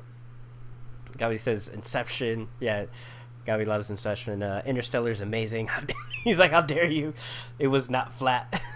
It sounded like a dirty movie. It is a flat movie. The whole movie, I watched it and I was like, wow, this is some dumb, stupid stuff with this guy. Because I don't know, Christopher Nolan doesn't know how to do exposition, so he doesn't know how to do it well. Yes, that's correct. Or he doesn't know how to place it and where to go. So Matthew McConaughey just goes to space, and just after they launch, he's like, the scientist explaining to him what's gonna happen when they go through a black hole. I'm like, wouldn't you ask that down on Earth before you got into the ship? Why are you explaining this up here in space? Like, there's some bad dialogue in that movie. Yeah. And it's like, it's always like tripping over himself. Visually, it's a stunning movie. I don't take anything away from that. But story-wise, it is a mess. Yes. No, I agree. I agree completely. I enjoy the movie for the visuals and for specific scenes and the emotions I get in those scenes, but I agree, like, the story element could have been done way better. There's moments of, like, when he goes to NASA and he follows the code to NASA, it just feels so, it doesn't feel so organic. It doesn't develop so well. And then later on in the film, spoiler for anybody who hasn't seen the movie, but later on it gets revealed that it was kind of like him doing all this stuff, and it's just like he knew the ending, he knew certain parts, but he just didn't know how to get there. So he's notorious for doing these radical time jumps in all his movies, and that's best expressed in his last movie, Tenet. His last abomination of a movie like that. You can't even call that a film. That's just a thought. He had a thought that was cool, and everybody followed along, and nobody told him no. Not even his brother had the chance to tell him no. And I think his brother didn't work with him in that. Yeah, and it's evident because it seems like it's his brother that holds the reins. It's a weird thought, because it's a thought where a plane goes into a airport, and you're like, yeah, and that was like the biggest thing. Like, you saw that plane going into the airport like that? That's a real airplane. It's like, yeah, okay. And they were harping on it, like they were so proud. It's like, yeah, we used a real airplane. It's like, okay, that's great. Like, Yeah, it's like in Dark Knight Rises where they crashed that plane, the plane, and yeah, like I mean, that's yeah, you you, crashed the plane. Okay, yeah, yeah, that's great. Like, got money. you, but they were just harping on this, like that's a real plane. It's like, but it's going so slow. Like I don't, like yeah, maybe somebody could get crashed, but like, or crushed. I meant, but yeah, it's like it's not. Are you saying you could outrun that plane? Well, it was going so slow. It was like, ugh, and they're like, oh, there's a plane. You know, I don't.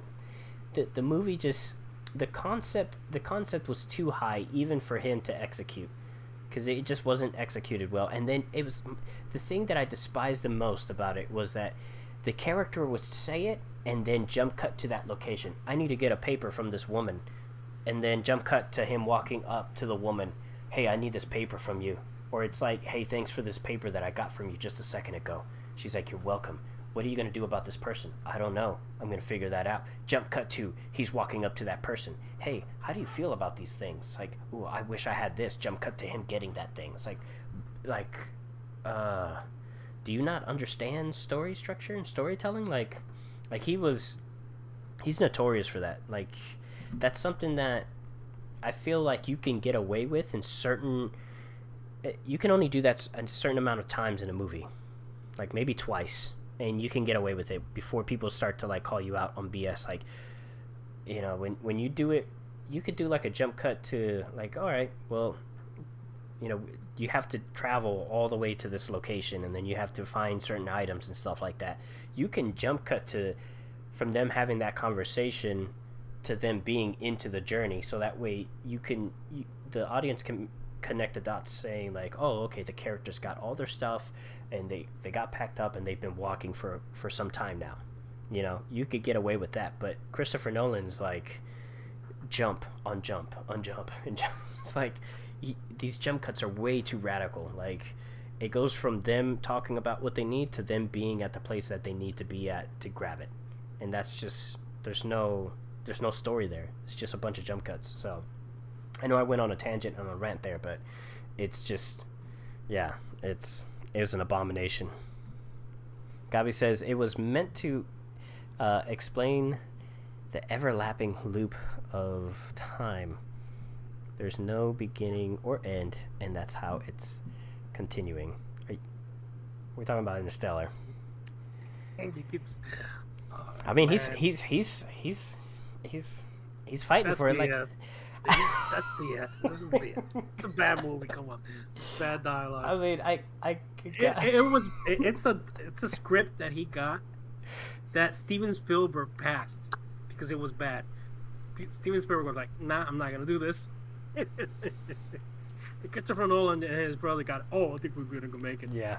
Man, just bad. It's a contrived story. Yeah, it just wasn't. They didn't flush it out enough. They needed to connect more dots. And the movie's almost 3 hours long. It feels clumsy all the way. Yeah, it stumbles. It stumbles. I think after the Dust Bowl, like when he comes home and stuff like that, and she's complaining about the sign and everything. I don't know. Like I think after that point, the movie takes a nosedive when he finds like NASA and everything, and so and Gabi's like, and now we wrestle. Okay. The thing is that it's like somebody told me, if you're gonna wrestle Gabi, you have to deal with all his kids. It's like the gang. It's like you have to go to different levels. Yeah, it's like a bunch of sub bosses before getting to the boss. Yeah, it's not a recommended endeavor. Yeah, yeah.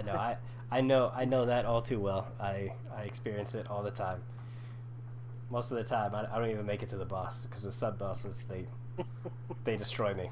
My kidneys hurt a lot. Yeah. But yeah, no, I agree. I think the movie just stumbled all over the place, and then Tenet was just the period on what he's always fighting for cinema. He's always fighting for art, you know. And I think he would have a better base to stand on if his last movie was as good as his But he's just always done complaining.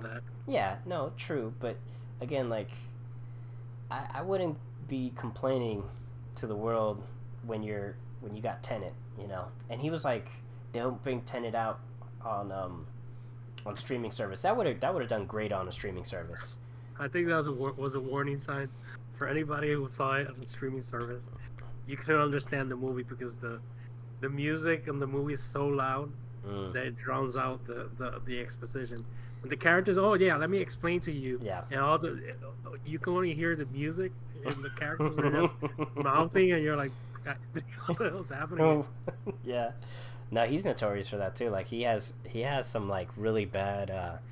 I don't know. His audio mixes are just so they're not they're not well done. They just have this like No, that. they're well done. They're just done for some experience. You have to have a Dolby Atmos 10 speaker surround sound to get the good audio out of it. It's Because just he just designs it for that.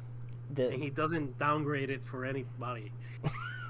well, So yeah. us peasants who have sound bars and 5.1 systems, no, you're just peasants.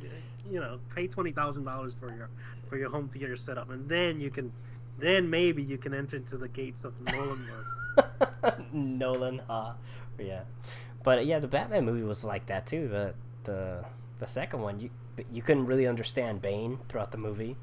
Um, it was pretty loud for the most part. So I mean, Tenet felt like the same thing where it wasn't like completely bad, but I just felt like the audio mix wasn't, and it's like you said, it's designed for a completely different experience. Um, which is cool. Like he fights for that. He's fighting for like, oh, this is my vision and stuff. But yeah, you gotta help the peasants out. You know, help us out. Let's say I say if Gabi says I say if they can make Pandora, they can make an awesome live adaptation of Blue Submarine 6. Oh yeah, that's fantastic. Yeah, I would love a Blue Submarine 6 movie. For those of you who don't know, Blue Submarine 6 is an awesome anime. It came out way back in the day when Adult Swim was in The its only thing I saw from that in show its was prime. the ending. Yeah, So I have no context for it. because it's a movie, and I think they broke it up, or it's originally, I don't know if it's an episodic. I think it's a series, like a mini series, and then they made it into a movie. But yeah, it is fantastic. It's a brilliant concept. The world is flooded. There's it's like a Doctor Gero kind of idea where the world is flooded and there's only X amount of submarines that exist, and where mankind lives in these submarines, and there's different bases and stuff like that scattered across the world. But then there's these human animal hybrids that exist that have evolved to, like, there's a shark people, there's octopus people, you know, like there's all these different type of creatures, and it's kind of like a Dr. Gero. Like he created these different man beasts to survive the world and stuff, and be the next evolution of man. And so the submarines are tasked to find him and to kind of like take him out and kind of like bring peace back into the world and bring back stability and everything like that. And it's an epic journey about like this submarine, and you should watch it. Anybody who loves animes should definitely watch it. And yeah, I agree with you, Gali. Blue Submarine 6 as a live adaptation. Well, it's probably look at Netflix is adapting a lot of stuff. Look at that Cowboy Bebop. Oh, Cowboy Bebop. I don't know. I don't know what to expect from that. Like a part of me thinks it's just gonna be like a big old pile of dookie, and then there are moments where I'm like, it could be something great, but I don't know. I don't know how to feel about that. We still haven't seen footage of the Exactly. We've seen like they showed that little teaser, mm-hmm. but they released something I think this week or last week about, and it was like this weird kind of teaser. And it was filmed just for that. It wasn't actually scenes from the show. It was just weird cuts and them playing with the transitions and stuff. Yeah. It's So kind I think So it looks weird, but I don't. I I just hope the show is not like that. I really hope that the show is nowhere near that way, and I hope it's not developed that way. I hope it doesn't have like it kind of feels like it was forced. Like that trailer was super forced. Um, so I really hope that it doesn't it's not like that. Um, Just it just feels like a weird promotional yeah. thing. It looks more like a YouTuber did it, playing with transitions. Mhm. Hey, look at my editing chops. Yeah. It looked more like that than a promotional material from Netflix. Yeah. It just yeah. I don't know. I don't know what to think about it. I remember watching the anime, and Netflix they just acquired the anime there, so it'd be nice to watch that and before the show comes out, so that way we can really compare it and stuff like that. But I just don't. I don't know. I don't know. I'm just kind of tired of people destroying, like when they adapt things and stuff. It's I don't know. That one's gonna be a hard pill to swallow because I really love the anime. I have so many um, happy experiences and memories tied to that anime that to watch the live action version, I think I'm a bit numb about it. So I just hope the stories are good and it just does justice to the original. And yeah, I got a little bit deflated there. I'm sorry, but it's just like that just kind of like here we go again, like a part of my childhood getting Not a altered. part of your childhood. The anime's still there. Nobody's erasing the anime. I I never get it. understood that concept of they're ruining my child. Really, your childhood already passed. Nobody's ruining it. No, So I get I get your point. I get it, but it's just like it's like they're always you know how they have this trend of like remaking movies because they always want to alter it and change it and for like the next generation to have an experience, but like it starts to slowly detract from the original and the original like story or message of the things like that. So it's always altered.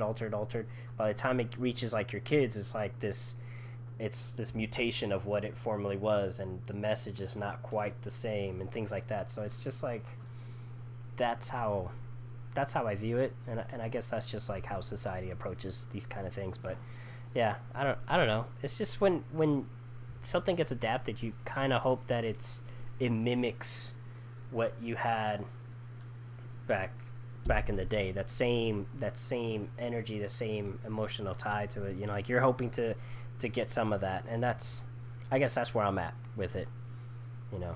But that's just me. Yeah, Gabi says, let them receive the beauty of the original. Beautiful words, mi hermano. I haven't seen the. I only saw first episode. I said, oh, I'll watch it later. I never returned to it. Oh, So yeah, I can, I can distinguish between what the anime is and what they're trying to do as a live action. So I never like, hey, they're gonna destroy my childhood or anything. Look, they did a Dragon Ball movie, and it was horrible, yeah, but it never stifled my love for Dragon Ball Z. So that's true. you know, That's a true statement. Like I agree with you there, but that doesn't take away that was an abomination. Like they shouldn't oh have. no, it's an abomination. It shouldn't exist. Yeah, like that. And granted, there's people who love that movie. I probably. Weird people Yeah, yeah. fringe people out of society love that movie. Yeah, because I can't say I've ever met a Dragon Ball Z fan that said, "Yeah, I love that movie. Like I love it." Because I've never seen it. I saw the trailer once, and that was it. That was enough for me. I was like, "Yeah, this is an abomination. This should not exist." The fact that they got money for this, I just okay. So, Gabi said something there. Said it, but it didn't hurt the want but to ever. but it did hurt the want Oh, to ever want to see anything live again, cause it destroyed our hopes from our youth. Man, Gabi's dark. Like Gabi needs therapy. I don't know. God, see, that's what I'm talking about, man. They destroyed it. We never want to see They need another live therapy. action. No, it's But just a live action Dragon Ball is very hard.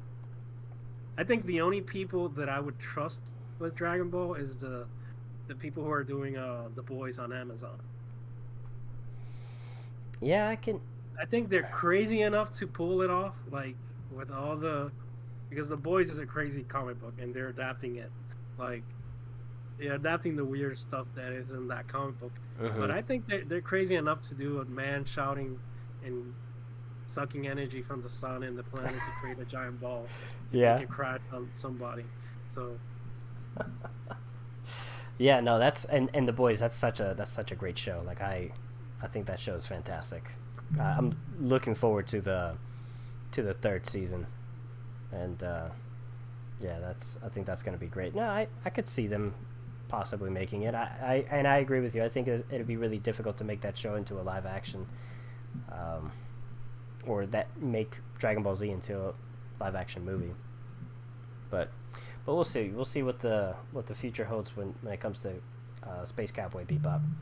So, but on that note, let's transition. What do you think? What do you think about of what you want to watch down the line? You know, because there's a bunch of stuff coming out. Well, my plan right now is to tomorrow watch Dune. Mm-hmm. I think it's been getting good reviews and stuff like that. Mixed reviews, but pretty much good reviews. So yeah, that's my main thing right now, and Foundation. That's about it for that I'm visualizing right now. So Yeah, no, I definitely concur. Like both of those, I plan to watch Dune. I listened to the audiobook specifically for this moment, so that way when I watch the movie, I can compare it to the book, because the original has does not.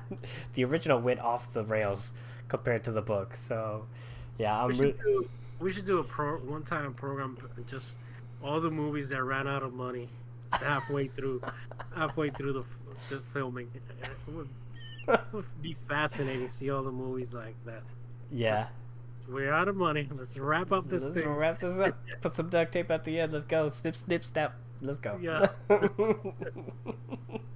Yeah, no, that would be interesting. I would enjoy that as well. That would be awesome. I too plan to watch Foundation, because I've been keeping up with that show. I've enjoyed it a lot. And yeah, that's pretty much it. There's actually a couple Netflix anime shows and stuff like that that are coming out that I'm looking forward to.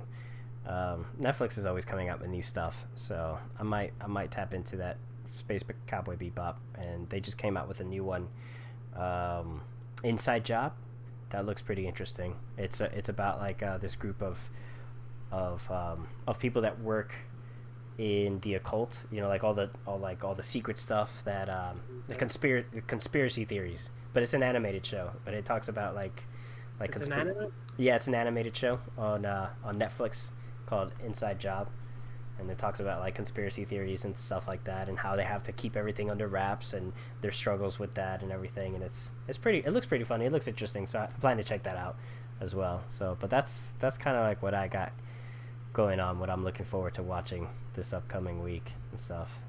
So, but yeah, that kind of does it for us. Is there anything that you, the audience, is looking forward to watch? Anything you guys are curious about? Because that's kind of wraps it up for us.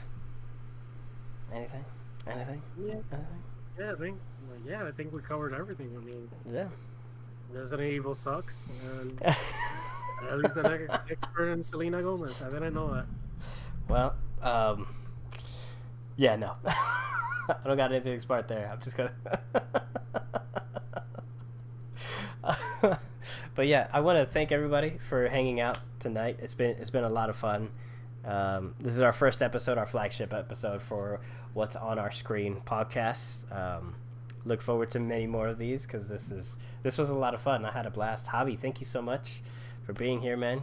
Joining me on this. Thank you for inviting me. Yeah, man. This is great. That means that I'm probably he'll look for a new host, because I trashed Resident Evil. be the same face but a different voice. It's like, Javi, you sound different. Yeah. I'm Javi 2.0.